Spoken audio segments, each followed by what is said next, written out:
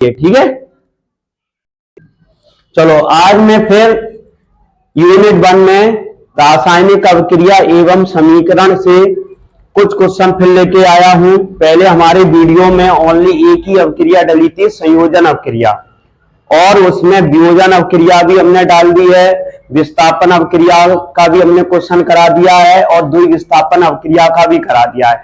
आज हम जो अभी तक हमारे कुछ वर्षों में महत्वपूर्ण जो क्वेश्चन पूछे गए हैं, तो हम पढ़ेंगे ऊष्माक्षेपी अभिक्रिया किसे कहते हैं। तो ऊष्माक्षेपी, छेपी का मतलब होता है जिसमें ऊष्मा बाहर निकलती है, उसे ऊष्माक्षेपी अभिक्रिया कहते हैं।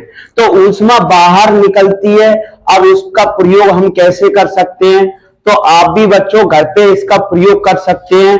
जब दीपावली आती है तो बाजार से हम कलई लेके आते हैं, उस कलई को जब हम जल में डालते हैं, डालने के बाद कुछ समय बाद आप देखते हैं कि वो जल क्या होता है, खदकने लगता है और ऊष्मा बाहर निकलने लगती है। पात्र भी आपका जो उसमें कलई डालिए वो भी पात्र आपका क्या हो जाता है, गर्म हो जाता है। तो आज हम पढ़ेंगे ऊष्माक्षेपी अभिक्रिया, ठीक है। आप प्रयोग करके जरूर देखिए। तो वह अभिक्रिया जिसमें ऊष्मा उत्पाद के रूप में, काय के रूप में ऊष्मा बाहर निकलेगी, उत्पाद के रूप में ऊष्मा बाहर निकलती है, तो उसे हम क्या कहते हैं, ऊष्माक्षेपी अभिक्रिया कहते हैं। तो आइए इसका उदाहरण भी कर लेते हैं, पेपर में उदाहरण भी पूछा जाता है। तो आपका ये लिखा है कैल्शियम ऑक्साइड, कैल्शियम ऑक्साइड है ये बिना बुझा हुआ चूना।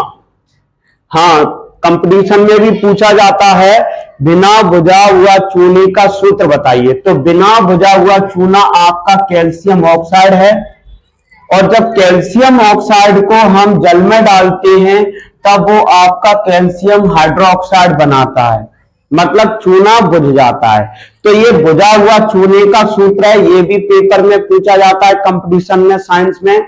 बुझा हुआ चूने का सूत्र बताइए, तो बुझा हुआ चूने का सूत्र आपका कैल्शियम हाइड्रोक्साइड है, ठीक। और ऊष्मा क्या होती है, बाहर निकलती है। जिसमें ऊष्मा बाहर निकलती है उसे हम ऊष्माक्षेपी अभिक्रिया कहते हैं, ठीक है। अब अगला क्वेश्चन है ऊष्मा शोषी।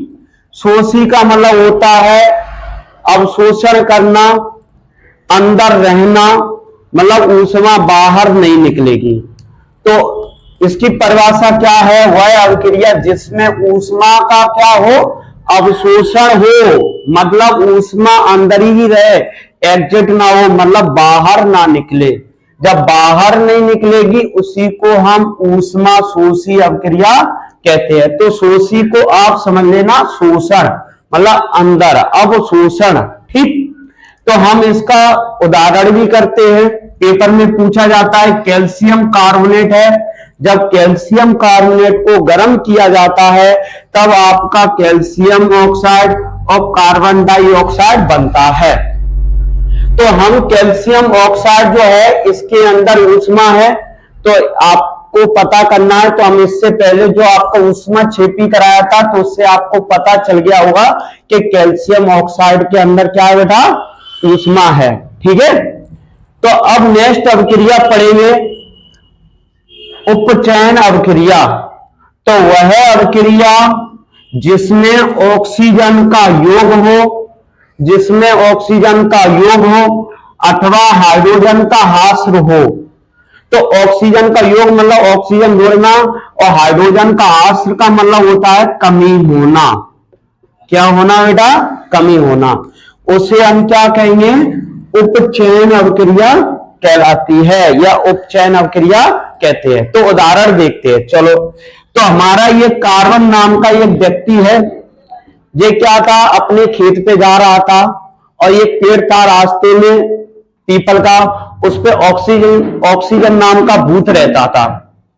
क्या रहता था, ऑक्सीजन नाम का भूत रहता था। तो जब वो कार्बन गया तो ऑक्सीजन नाम का भूत था वो कार्बन के साथ लग गया, ठीक है, कार्बन के अंदर समा गया, तो फिर वो बन गया आपका क्या, कार्बन डाइऑक्साइड। तो इसका अर्थ ये हुआ कि ऑक्सीजन किसके साथ जुड़ गया, कार्बन के साथ। तो कार्बन कौन था, व्यक्ति था। अब व्यक्ति के अंदर जो साधारण व्यक्ति था उसके साथ ऑक्सीजन नाम का भूत घुल गया, तो उसकी पावर क्षमता बढ़ गई भाई, है ना, तो बढ़ गई। तो इससे पता चला कि हमारा जो कार्बन डाइऑक्साइड बन गया, तो यहां ऑक्सीजन का क्या हो गया, कार्बन के साथ योग हो गया। ठीक, तो ये अवक्रिया आपकी क्या कहलाएगी, उपचयन अवक्रिया। तो याद रखना, वह अवक्रिया जिसमें ऑक्सीजन का योग हो और हाइड्रोजन की कमी हो, उपचयन अवक्रिया कहते हैं। ठीक है, अब नेक्स्ट आपकी अवक्रिया आएगी अपचयन अवक्रिया। तो अपचयन अवक्रिया में क्या होगा, इसमें ऑक्सीजन का योग होता था, तो इसमें ऑक्सीजन का क्या होगा, ह्रास होगा। ह्रास का मतलब कमी होगी। और जहां इसमें हाइड्रोजन का ह्रास हो रहा था, और यहां अपचयन अवक्रिया में तो आपका क्या होगा, योग होगा। क्या होगा, योग होगा। तो कैसे पढ़ेंगे, वह है अवक्रिया जिसमें ऑक्सीजन की कमी होती है या ह्रास हो अथवा हाइड्रोजन का योग हो, अपचयन अवक्रिया कहलाती है। चलो इसका उदाहरण हम अच्छे से पढ़ते हैं, और मेरा ये विश्वास है ये उदाहरण मैं आज आपको सिखा रहा हूं, अभी तक आपने कभी सीखा नहीं होगा, कभी भी आप नहीं भूलोगे, ये गारंटी है। चलो बात करते हैं, ये आपका जिंक ऑक्साइड है ZnO, और ये कार्बन है। तो मैं आपको बता देता हूं, जो जिंक ऑक्साइड है, जिंक एक व्यक्ति है, और व्यक्ति के अंदर ऑक्सीजन नाम का भूत पहले से ही प्रवेश है। तो घर वाले भाई परेशान हो जाते हैं, जब जिंक के अंदर ऑक्सीजन प्रवेश कर जाता है तो उसकी क्षमता बढ़ जाती है। ठीक है, बढ़ने के बाद फिर वो क्या करते हैं, घर वाले परेशान। अब कार्बन वाले बाबा के पास जाते हैं। कार्बन वाला बाबा क्या करता है, अपना जादू से क्या करता है, जो ऑक्सीजन नाम का जो भूत था जिंक ऑक्साइड के साथ, उसको अपने पिटारे में बंद कर लेता है। ठीक है, और जिंक ऑक्साइड था यहां, तो अब जो भूत जिंक के साथ था उसको बाहर निकाल लिया। किसने, कार्बन वाले बाबा ने, और कार्बन वाले बाबा ने अपने पास रख लिया। अब साधारण व्यक्ति बचा कौन, जिंक। तो यहां ऑक्सीजन की क्या हो गई, कमी हो गई। वह अवक्रिया जिसमें ऑक्सीजन की कमी होती है उसे हम अपचयन अवक्रिया कहते हैं। ठीक है, इसका दूसरा उदाहरण भी समझ लो। यहां कॉपर ऑक्साइड है, इसी तरीके से। तो भाई कॉपर ऑक्साइड है, तो हाइड्रोजन वाले बाबा ने इसका भूत निकाल दिया ऑक्सीजन नाम का। तो भूत निकाल लिया तो उसने अपने पास रख लिया। तो यहां क्या कॉपर ऑक्साइड है, और यहां क्या बचता है, कॉपर।